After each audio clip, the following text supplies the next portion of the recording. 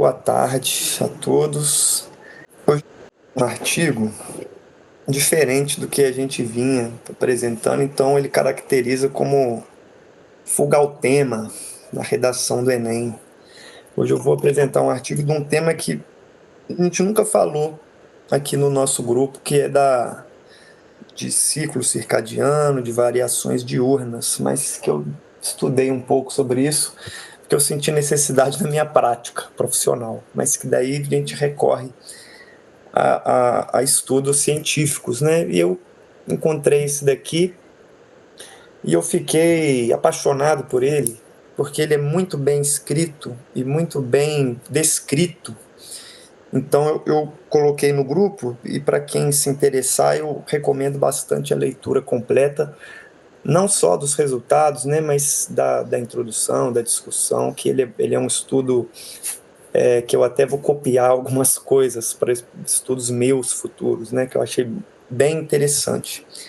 Então, o título é Em atletas, as variações diurnas do consumo máximo de oxigênio são mais de 2 vezes maior, ou 2 vezes maior, do que a variação dia a dia. Então, ele é de um grupo de pesquisa da Suíça, da Universidade de Basel.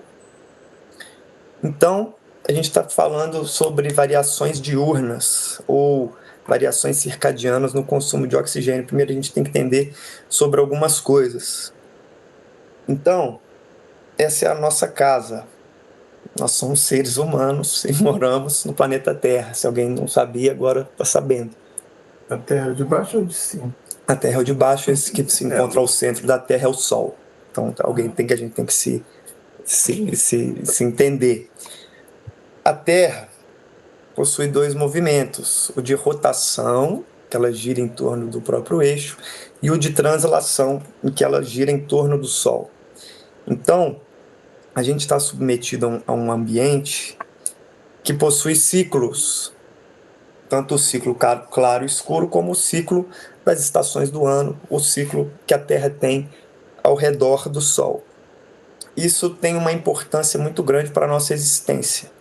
Nós, como seres humanos e mamíferos que somos, e estamos sujeitos a esse tipo de variação do nosso próprio ambiente, seja o ciclo claro e escuro, o dia, as estações do ano, os anos que se passam, a gente possui diferentes comportamentos. Então a gente tem, evolutivamente falando, né, durante o dia, a nossa espécie tem maior atividade e durante a noite a gente dorme. Então isso provoca alterações no nosso comportamento, essas alterações do ambiente, que a gente não consegue modificar, elas causam alterações no nosso próprio comportamento. Os nossos sistemas de controle fisiológico, todos os controles que a gente tem, eles obedecem sempre uma lógica de equilíbrio dinâmico.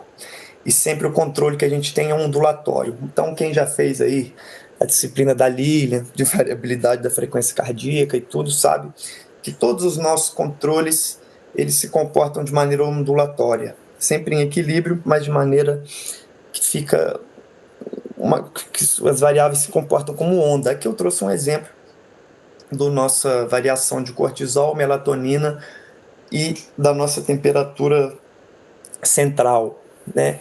Então, ao longo do dia, a gente possui variações. Então, a nossa temperatura não é constante, nós não somos animais homeotérmicos, somos, mas a temperatura possui ondulações circadianas, que a gente vai falar aqui, que acontecem ao longo do dia, e que se a gente medir durante vários dias, talvez ela possua variações em ciclos ou ritmos ainda maiores, com frequências mais baixas.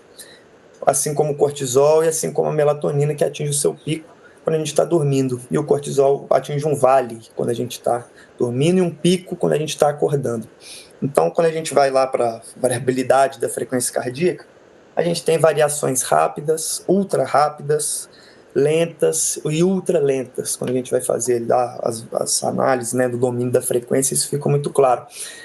Então, nosso controle, não só da frequência cardíaca, não só do cortisol, não só da melatonina, não só da temperatura, ele obedece, ele tem uma lógica, né, de controle ondulatório, e que obedece muitas vezes a variações diurnas ou circadianas e outros tipos de variações com ciclos mais longos, o que a gente pode sempre citar aqui, e que a gente chama isso de biorritmo.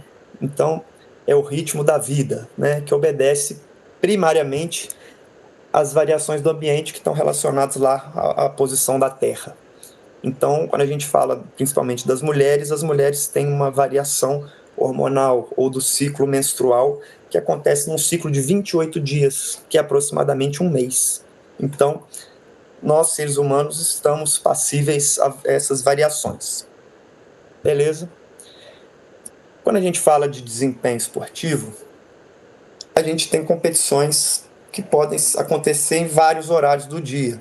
Então, a gente tem aqui duas imagens da mesma atleta, Sifan Hassan, que participou dos Jogos Olímpicos agora em Paris, em provas que eram tanto de manhã, como foi a maratona, que ela foi campeã, quanto provas que acontecem no período da noite, como as finais da pista. Né? Essa prova aqui não é de Paris, mas ela obteve sucesso nas duas. Mas quando a gente está pensando na organização de treinos e competições, esse fator diurno deve ser levado em consideração, né? Essas variações diurnas. Beleza, agora demos uma introduzida no assunto, vamos ao nosso artigo. Os autores começam com um aspecto da introdução muito interessante. Ele, ao invés dele contar uma história na introdução, comprida e tudo, e citar alguns exemplos, ele realizou uma revisão sistemática sobre o assunto que ele está estudando para colocar só na introdução. Isso já deu um trabalho absurdo. Então ele foi atrás de vários artigos de maneira sistemática, em base de dados, para tentar entender como que acontecem essas variações circadianas no desempenho aeróbico, que é o nosso objeto de estudo aqui do grupo. Quando eu era aluno de graduação e fiz a disciplina Pesquisa 1, eu lembro até hoje, que foi um grande professor que me deu aula, o professor Daniel Martinez, ele falou assim para mim: quando você tiver uma dúvida sobre um assunto, quando você tiver uma pergunta científica, o que você faz? A gente pensa, vou fazer um estudo, né? O professor falou, não, você vai ler, vai estudar, porque provavelmente a resposta já está, alguém já teve essa dúvida antes de você. Então o autor teve uma dúvida, falou, como que é a variação circadiana do desempenho aeróbico? Foi atrás e encontrou esses resultados. Eu não vou apresentar aqui essa tabela, porque ela é muito complexa e muito grande, mas ele buscou esses estudos e achou 15 estudos. A tabela é mais longa que isso. E reportou aqui o N, o nível de treinamento, quantas vezes e quais horas do dia os testes foram realizados, qual teste foi realizado, qual o desfecho que o estudo analisou, se ele controlou o cronotipo, que a gente vai ver um pouco mais para frente, e se ele controlou o horário em que os atletas treinavam normalmente, e mostrou os resultados e a variação. A partir dessa análise complexa que ele fez, que deu um trabalho que eu admiro, que foi bem interessante, ele encontrou alguns problemas com a área de estudo. Então, se já tem 15 estudos na área, por que ele tem que fazer mais um, né? Daí ele fala, a maioria dos estudos só mediu 2 vezes o desempenho aeróbico durante o dia. Então, essas 2 medidas apenas talvez não representem realmente as variações circadianas. Isso é um grande problema. A maioria dos estudos possuía amostras pequenas, o que é ruim. A maioria dos estudos não mostrou os dados absolutos para o desfecho primário, mostrou apenas a variação, o que também é um problema. Grande parte dos estudos não teve também informação sobre a sequência das medidas, então se ela foi randomizada, como é que eles foram alocados os grupos, começava de manhã ou começava de noite, então a gente não tem essa informação. Amostras sem atletas, então a população aí de foco do estudo talvez mude o resultado, e muitas vezes com testes indiretos, então vamos supor, usava um shuttle run ou usava outro tipo de teste, sem medir realmente o desempenho aeróbico e sem considerar principalmente os critérios de exaustão. Então, quando a gente vai fazer um teste progressivo máximo, a gente vê lá se o cara atingiu uma PSE de 20, se o coeficiente respiratório dele fica ali maior que 1. Então, a gente tem alguns critérios para determinar se o teste foi máximo ou não, porque às vezes essa variação circadiana seja só porque a pessoa não deu o seu máximo. Então, vários estudos não controlaram, não tiveram esse tipo de controle. E também tiveram alguns problemas com a análise estatística, usando a análise que, na opinião deles, não era a mais adequada para esse tipo de estudo. E muitos estudos também não consideraram o cronotipo. O cronotipo, na verdade, algumas vezes a pessoa tem hábitos vespertinos ou hábitos matutinos, a pessoa é mais ativa à tarde, mais ativa de manhã. Tem gente que defende que tem pessoas que são mais ativas de noite, tem outros que defendem que é impossível isso acontecer, mas não considerou o cronotipo ou o horário de treinamento habitual. Então, às vezes, a pessoa treina de manhã e ela for fazer um exercício à tarde, talvez ela tenha mais dificuldade. Então, os estudos da área, que ele fez um levantamento sistematizado sobre isso, ele apresenta esses problemas. Então, qual foi o objetivo dele? Construir um estudo bem conduzido que dê um jeito nesses problemas da área. Então, só dele falar isso, eu falei, beleza, então ele vai resolver o problema. Então, ele vai fazer um estudo que vai me apresentar uma solução. Então, eu li todo. Então, objetivos do estudo. Os objetivos do estudo foram, número 1, investigar a variação diurna máxima do VO2 máximo. 2, comparar a variação diurna do VO2 máximo durante o dia com a variação diária do VO2 máximo. Então, a gente vai ver isso mais para frente, como é que vai funcionar. Número 3, investigar se há um horário de pico do VO2 máximo em nível de grupo. E um outro objetivo, número 4, investigar em que medida o cronotipo e o tempo habitual de treinamento contribuem para a variação diurna do VO2 máximo durante o dia. Para suprir as deficiências metodológicas de estudos anteriores, eles utilizaram um intervalo de medição de 3 horas, ou seja, 6 vezes ao dia.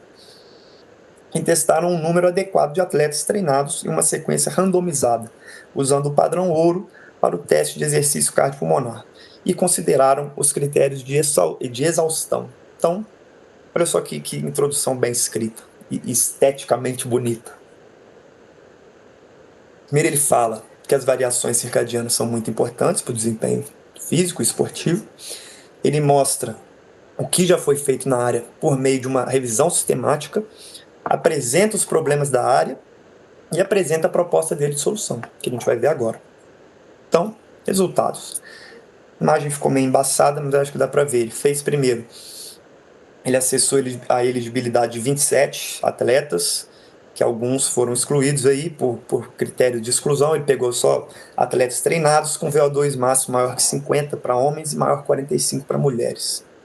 Depois ele randomizou 20 atletas, então, vamos supor, ele pegou esses 20 e aleatorizou, né, ou randomizou para cada um começar em um horário diferente. Então, são 6 horários, 7 horas da manhã, 10, 13, 16, 19, 21. Sempre seguindo essa ordem, só que cada um começou de um ponto. Então, se eu comecei das 13 horas, no outro dia eu vou fazer 16, depois 19, depois 21, depois 7, depois 10. Então, são 6 horários, e que sempre segue essa sequência crescente. Só que cada um começa de um ponto. Aí, ele fez uma sétima medida, que era para comparar a variação de um dia para o outro, em vez de dentro do mesmo dia, para ver se a variação de um dia para o outro era maior ou menor do que a variação dentro do mesmo dia. Essa sétima visita, ela era feita no mesmo horário da sexta. Então, cada um fez num horário. Então, vamos supor, se eu comecei nas 10 horas, né? Deixa eu colocar meu laser aqui.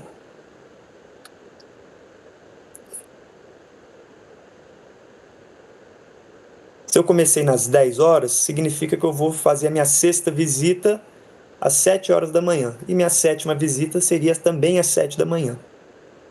Beleza? Daí, durante as análises aqui, alguns atletas não conseguiram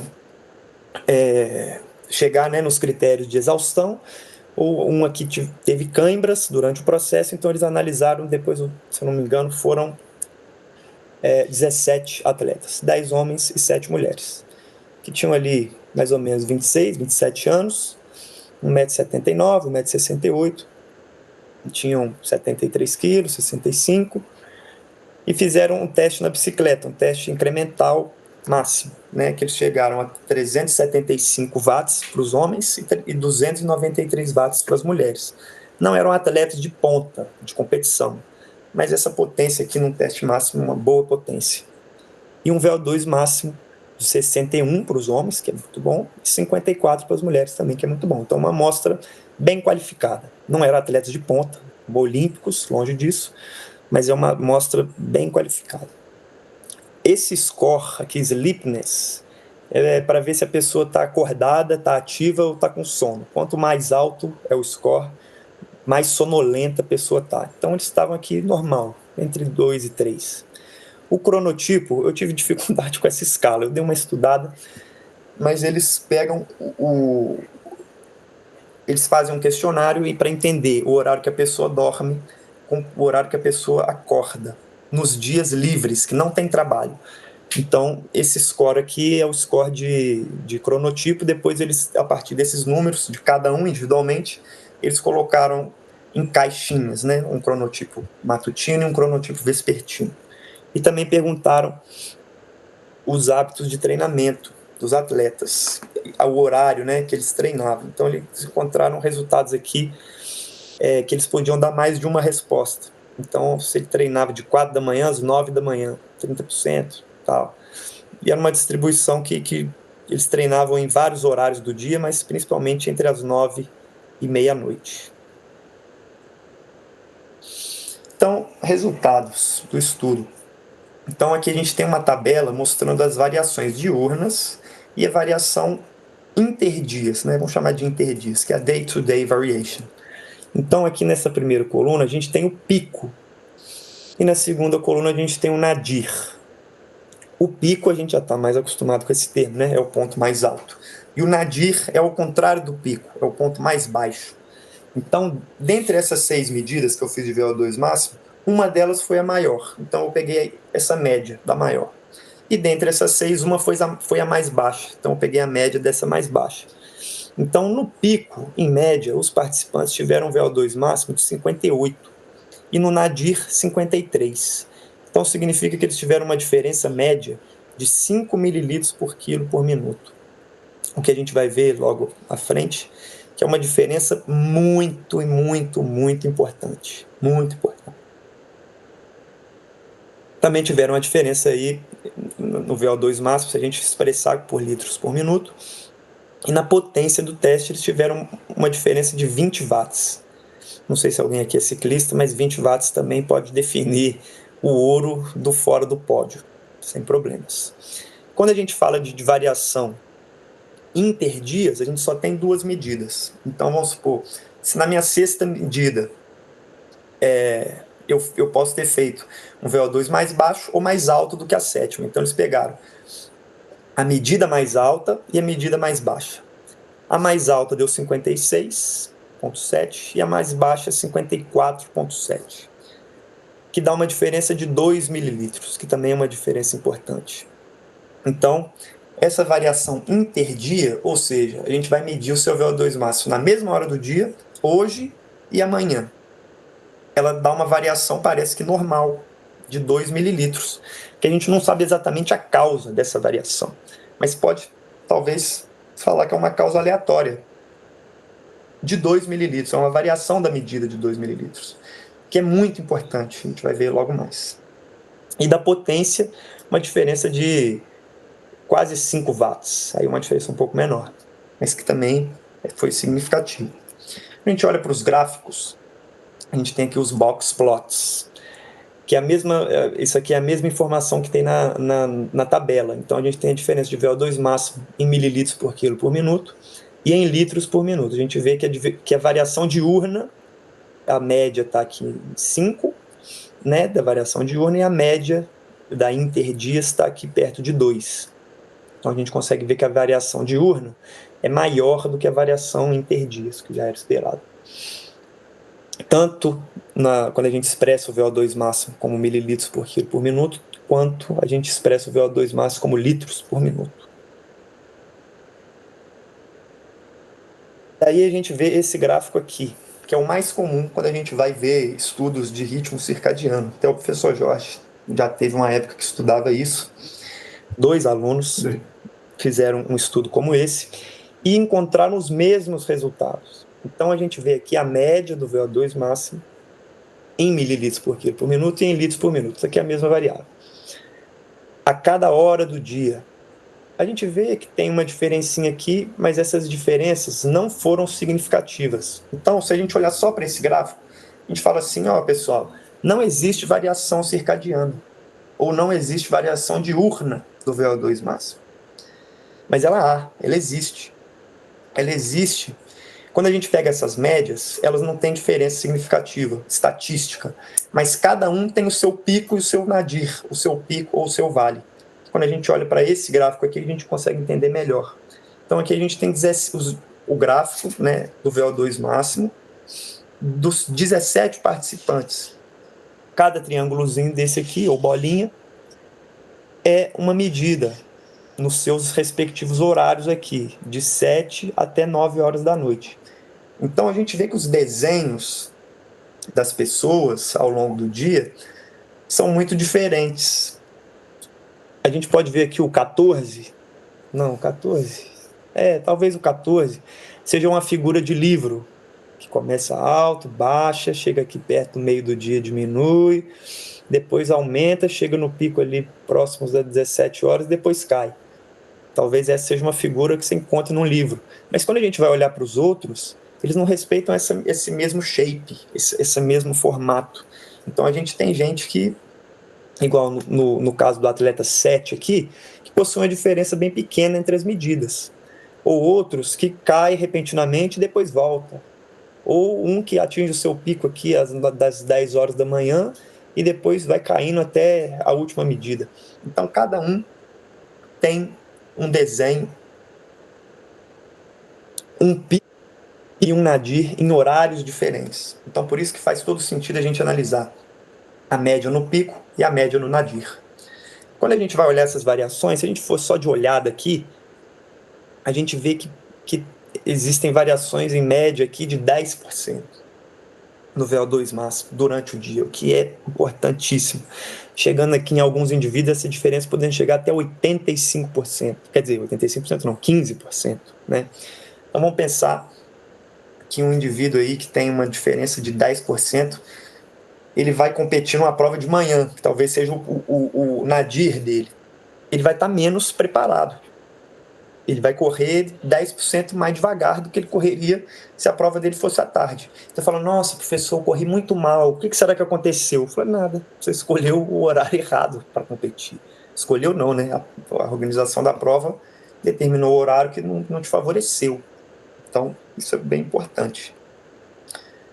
Esse resultado aqui é um resultado bem interessante que os autores depois tentam discutir e são bem honestos na discussão, o que é raro. Então aqui a gente tem um resultado completamente paradoxal e contraditório. A gente vê aqui que a coluna branca significa os atletas matutinos. Então ele tem um cronotipo matutino, significa que ele é mais ativo durante a manhã. A coluna preta significa os atletas que são vespertinos ou noturnos. Que ele é mais ativo no período do final da tarde e da noite. Aqui, beleza, entendemos. Daí o que vem? Eu li esse gráfico umas 10 vezes para ver se eu estava lendo certo. Aqui, onde que eu estou com o meu laserzinho, 16 horas e mais cedo, é que horas que eles atingiram o VO2 máximo, se foi antes das 4 ou depois das 7. Os que atingiram antes das 4, cerca de 70% desses atletas eram do cronotipo vespertino e fizeram os seus melhores resultados de dia. Enquanto que os que atingiram o melhor resultado de noite eram do cronotipo matutino. Então deu um resultado completamente inesperado. A pessoa que é mais ativa de manhã teve o seu melhor resultado de noite. E a pessoa que é mais ativa à noite teve o seu melhor resultado de dia. Então significa que esses cronotipos talvez, essa medida de cronotipo talvez não represente realmente a realidade, né? Esses questionários talvez tenham que ser revistos. É isso que o autor coloca lá de certa forma. Então, eu fiz uma promessa, que todas as minhas aulas eu tenho que colocar esse modelo aqui, porque eu sou um pregador do modelo de Joyner. Então aqui a gente tem o modelo tradicional do Joyner, que eu já sempre falo sobre ele aqui, que leva em consideração os 3 determinantes do desempenho aeróbico, que são limiar anaeróbico, VO2 máximo e economia de corrida.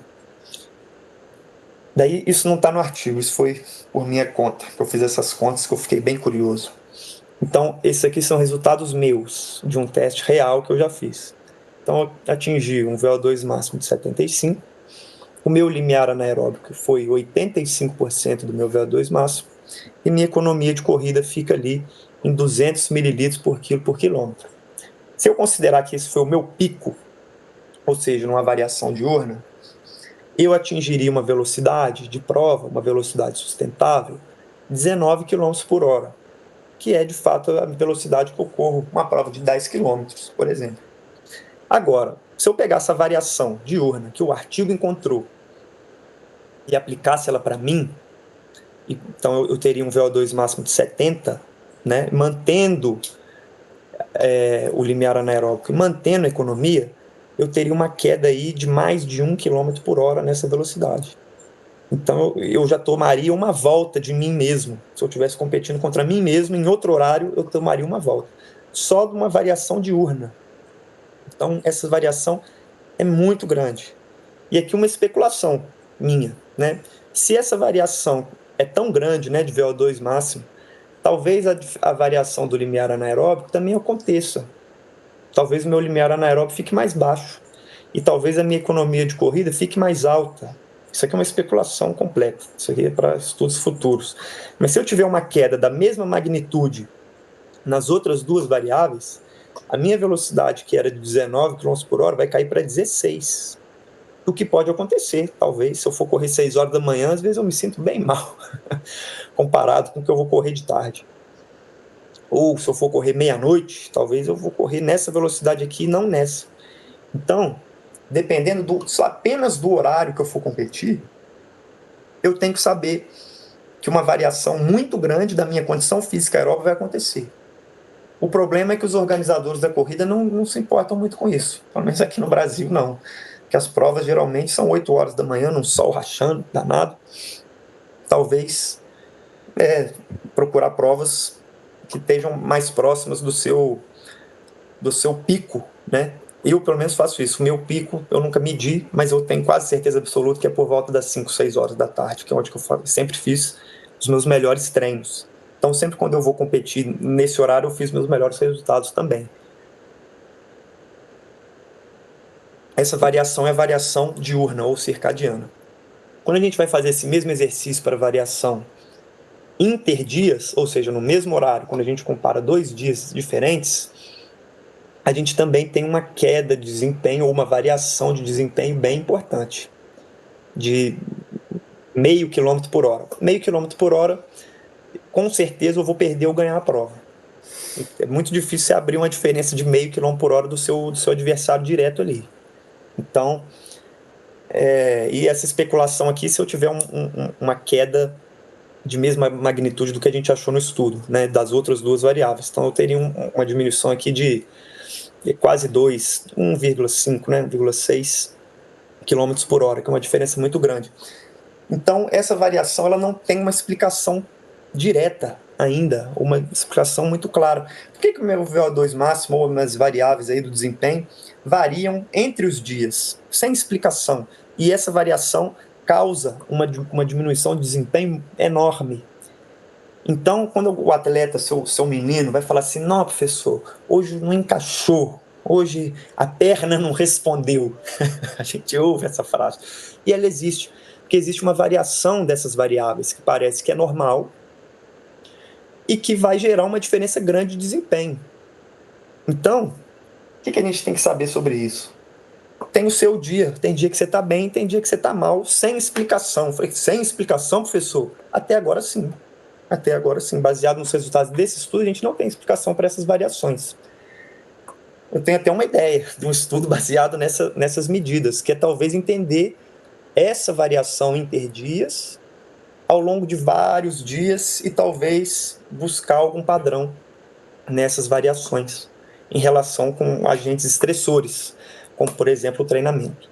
Então, às vezes, se você treinar muito forte num dia, talvez no outro dia você tenha uma queda maior. Se você treinar fraco, talvez você tenha uma tendência de subir.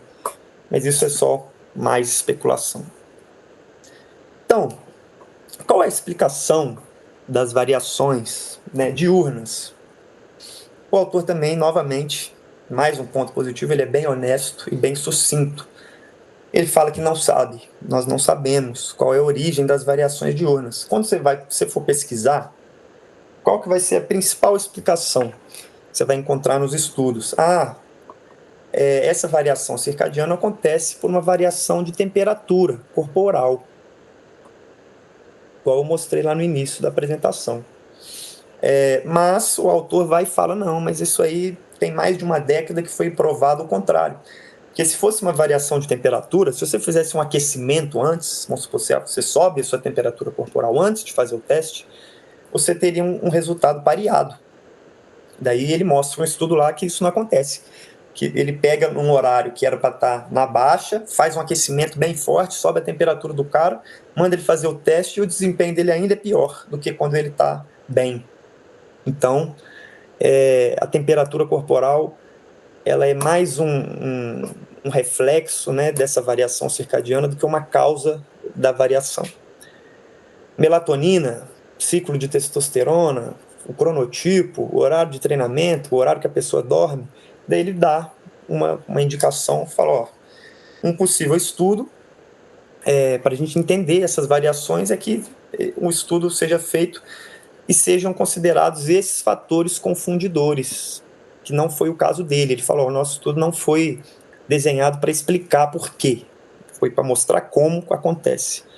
Então, um possível estudo seria um estudo que controle esses fatores confundidores, que seria bem difícil de fazer, mas que talvez desse alguma indicação, né, se realmente esses fatores estão relacionados, porque talvez faça o estudo e eles não tenham nada a ver com essa variação diurna.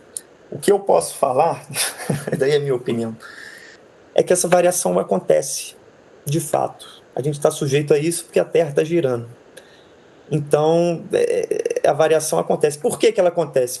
Porque a gente é ser humano, mamífero, a Terra gira e eu tenho o ciclo circadiano. Ponto. Respeite, não tem o que fazer.